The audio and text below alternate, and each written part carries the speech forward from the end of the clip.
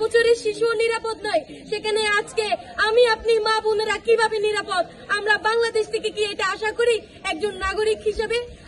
আমরা ন্যায্য চাই, আমরা একটা নতুন বাংলাদেশ চাই, যে বাংলাদেশে আমার মা বোনেরা অবাধ বিচরণ করবে, যে বাংলাদেশে ক্যাম্পাস থেকে শুরু করে প্রতিটা বাস, ট্রেন, প্রতিটা ট্রান্সপোর্ট এবং ঘরের মধ্যে, বাড়ির উঠোনে আমার মা বোনেরা এবং সকলে, শিশু কিশোর বৃদ্ধ নিরাপদভাবে থাকতে পারবে, এমন বাংলাদেশ আমরা আশা করছি।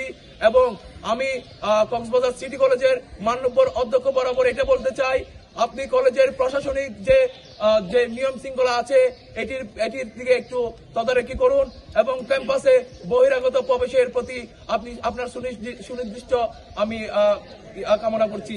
এবং ক্যাম্পাসের যে নারীদের উচ্ছৃঙ্খল করা হয়, ইফটিজিং করা হয়, আমাদের ক্যাম্পাসের ছাত্রীদেরকে ইফটিজিং করা হয় এবং এমনও ঘটনা ঘটেছে ক্যাম্পাসের মধ্যে চাকু ছুরি নিয়ে প্রবেশ করছে অনেকে, এবং কলেজের সামনে বিভিন্ন জায়গায়, কলেজের আশেপাশে এরকম অনাকাঙ্ক্ষিত ঘটনা হচ্ছে।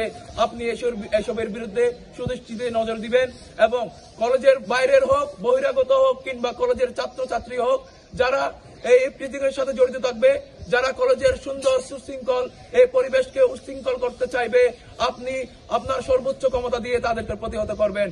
যে নতুন স্বপ্ন দেখে বাংলাদেশের তরে প্রাণ বিলিয়ে দিয়েছে, কিন্তু আমরা বারবার এই স্বপ্ন পূরণে ব্যর্থ হচ্ছি। এই ফ্যাসিস্ট আওয়ামী লীগ কিছুতেই থেমে নেই। এই জুলাই বিপ্লবকে বিদর্শিত করার জন্য তারা চায় এই জুলাই বিপ্লব যাতে ব্যর্থ হয়, তারা চায় এই জুলাই বিপ্লব যাতে এই ব্যর্থ হয়ে যাতে আমরা সফল হতে না পারি, এই বাংলাদেশ যাতে সংস্কার না হয়। তারাই চায় এই দেশ যাতে সুস্থ না থাকে, তারা চায় আমাদের বাংলাদেশের নারী মেয়েরা যাতে, মা বোনরা যাতে নিরাপদ না থাকে। তারা দিনের পর দিন উচ্ছৃঙ্খল বক্তব্য দিয়ে, তারা দিনের পর দিন বিভিন্ন ফেসবুকে স্ট্যাটাস দিয়ে আমাদের মেয়েদেরকে বুলিং এর শিকার করছে। আজ আমরা মা বোন মেয়েরা নিরাপদ নয়, যেখানে একটি 8 বছরের শিশু নিরাপদ নয়, সেখানে আজকে আমি আপনি মা বোনেরা কিভাবে নিরাপদ? আমরা বাংলাদেশ থেকে কি এটা আশা করি একজন নাগরিক হিসেবে? আমরা কোন সরকার, কোন কে আমরা চেয়ারে বসে আছে সেটা আমরা দেখতে চাই না। আমরা মা বোনেরা চাই আমাদের নিরাপত্তা, আমরা নিরাপত্তাই বাঁচতে চাই। এবং আমি কলেজ প্রশাসনকে সুদৃষ্টিতে দেখার জন্য অনুরোধ করব, আমাদের কলেজ ক্যাম্পাসের নিরাপত্তার সাথে প্রশাসন যাতে জোরদার হয়, কলেজ ক্যাম্পাসে যাতে কোনো অনাকাঙ্ক্ষিত ঘটনা না ঘটে, সেই স্বার্থে কলেজ ক্যাম্পাসে বহিরাগত প্রবেশ না করার জোর দাবি জানাচ্ছি। সেটা যেন আমাদের এই কর্মসূচির মাধ্যমে আমরা খুব সহজে, খুব শীঘ্রই যাতে এই বাস্তবায়ন দেখি।